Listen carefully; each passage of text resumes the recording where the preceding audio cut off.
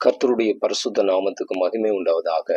எனக்கு அன்பான தேவனுடைய பிள்ளைகளே, இந்த நாளிலும் உங்கள் ஒவ்வொருவரையும் கர்த்தராகிய இயேசு கிறிஸ்துவின் விலையேறப்பட்ட பரிசுத்த நாமத்தில் வாழ்த்துகிறேன், ஆசீர்வதிக்கிறேன், சமாதானத்தை கூறுகிறேன்.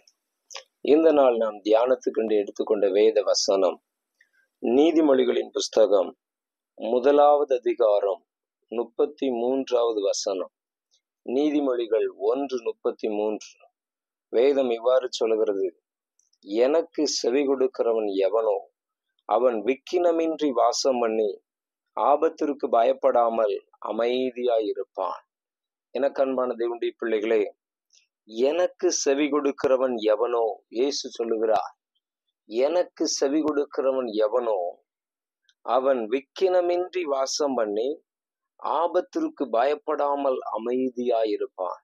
இந்த பூமியில் நாம் வாழுகிற நாட்களில் கர்த்தருக்கு செவி கொடுத்து வாழ நம்மை ஒப்பு கொடுப்போம்.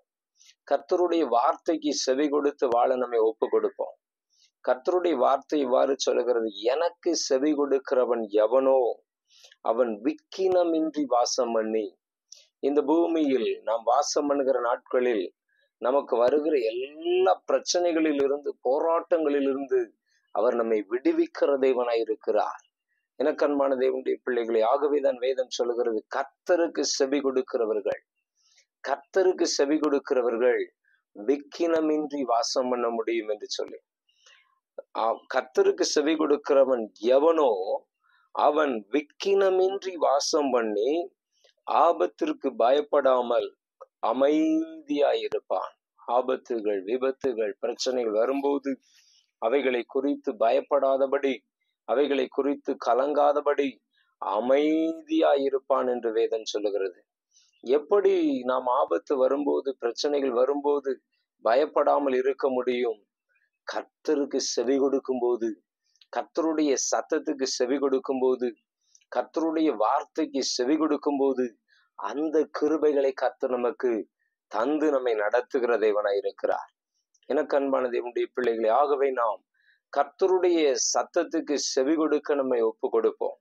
கர்த்தருக்கு செவி கொடுக்கும் போது நம்முடைய வாழ்க்கையில் வருகிற எல்லா ஆபத்துகளுக்கும் கர்த்தர் நம்மை கிருபையாக விலக்கி விடுவித்து பாதுகாத்து ஆசீர்வதிக்கிற தேவனாய் இருக்கிறார். ஏசாயா தீர்க்கதரிசியின் புஸ்தகம் 1 அதிகாரம் 19வது வசனத்தில் இவ்வாறு சொல்லப்பட்டிருக்கிறது, நீங்கள் மனம் பொருந்தி செவி கொடுத்தால் தேசத்தின் நன்மையை புசிப்பீர்கள், மாட்டோம் என்று எதிர்த்து நிற்பீர்களாகில் பட்டயத்திற்கு இரையாவீர்கள், கர்த்தரின் வாய் இதை சொல்லிற்று. மனம் பொருந்தி செவி கொடுக்க வேண்டும்.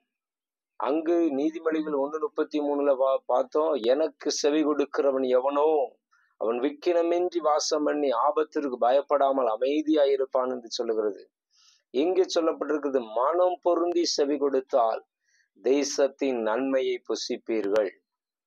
இன்றைக்கு அநேகர் கர்த்தருக்கு செவி கொடுக்க விரும்புகிறார்கள், கர்த்தருடைய சத்தத்துக்கு கீழ்ப்படியும் விரும்புகிறார்கள். ஆனா கர்த்தரோடு மனம் பொருந்துவதில்லை, அவருடைய வார்த்தையோடு மனம் பொருந்துவதில்லை, அவருடைய நாமத்தோடு மனம் பொருந்துவதில்லை, அவருடைய சரீரமாகிய சபையோடு மனம் பொருந்துவதில்லை, கர்த்தருடைய சித்தத்தை மனப்பூர்வமாய் நிறைவேற்றுவதில்லை, கர்த்தருடைய சித்தத்துக்கு மனப்பூர்வமாய் தங்களை ஒப்பு கொடுப்பதில்லை. கர்த்தருடைய சித்தத்தின்படி நடக்க மனப்பூர்வமாய் நம்மை ஒப்பு கொடுக்க வேண்டும். தேவனுடைய வார்த்தையோடு நம்முடைய மனம் பொருந்த வேண்டும்.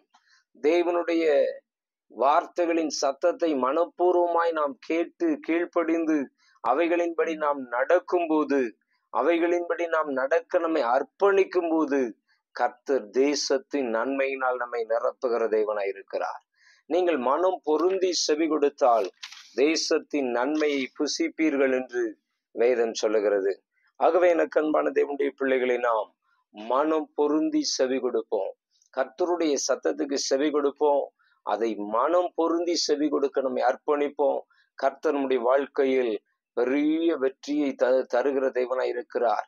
எப்படிப்பட்ட ஆபத்து வந்தாலும், எப்படிப்பட்ட விக்கினங்கள் வந்தாலும் அவைகள் நம்மை தாக்காத அளவு நம்மை பாதுகாத்து, அவைகளுக்கு நாம் பயப்படாமல் தைரியமாய் அவைகளை மேற்கொள்ளுகிற கிருபைகளை கர்த்தர் கொடுத்து நடத்துகிறார். அதோடு மாத்திரமல்ல, தேசத்தின் நன்மைகளை நாம் புசிக்கும்படியாய் நமக்கு கர்த்தர் கிருபைகளை தந்து நம்மை ஆசீர்வதித்து நடத்துகிற தேவனாய் இருக்கிறார். ஆகவே இந்த வசனத்தின்படி எங்களுக்கு விசேஷித்த நன்மைகளை தாரும் அப்பா. இந்த வசனத்தின்படி நாங்கள் மனம் பொருந்தி செவி கொடுக்கிற கிருபைகளை எங்களுக்கு தாரும். இந்த வசனத்தின்படி நாங்கள் மனம் பொருந்தி உம்முடைய வார்த்தைகளுக்கு செவி கொடுத்து உம்முடைய ஆசீர்வாதங்களை பெற்றுக்கொள்ள எங்களுக்கு இறங்கி கிருபை செய்யும். ஜெபிப்போமா? கர்த்தாவே, இந்த நல்ல வேளைக்காக நன்றியோடு உம்மை துதிக்கிறோம், ஸ்தோத்திரிக்கிறோம் அப்பா. உம்முடைய பெரிய கிருபையினால் நிரப்போம் கர்த்தாவே. நாங்கள் உம்முடைய வார்த்தைக்கு செவி கொடுக்க, உமக்கு செவி கொடுக்க, மனம் பொருந்தி உமக்கு செவி கொடுத்து கர்த்தாவே, ஆபத்திற்கு பயப்படாதபடி அமைதியாய் இருக்க கர்த்தர் எங்களுக்கு கிருபைதார். மனம் பொருந்தி உமக்கு செவி கொடுத்து தேசத்தின் நன்மைகளை புசிக்கிற கிருபைகளை எங்களுக்கு தார் கர்த்தாவே. எல்லா நேரத்திலும், எல்லா காலங்களிலும், எல்லா நாட்களிலும் உடைய வார்த்தைக்கு நாங்கள் மனம் பொருந்தி செவி கொடுத்து உடைய ஆசீர்வாதங்களை பெற்றுக்கொள்ள எங்களுக்கு, எங்கள் பிள்ளைகளுக்கு, எங்கள் குடும்பத்துக்கு, சபையில் உள்ள எல்லாருக்கும் அந்த கிருபைகளை தந்து கர்த்தர் ஆசீர்வதித்து நடத்தும்படியாய் ஜெபிக்கிறோம். அதற்கு எங்களை முற்றிலும் ஒப்பு கொடுக்கிறோம். ஆசீர்வதியும் கர்த்தராகிய இயேசு கிறிஸ்துவின் நாமத்தில் பிதாவே. Amen, amen, amen. Praise the Lord, praise the Lord, praise the Lord.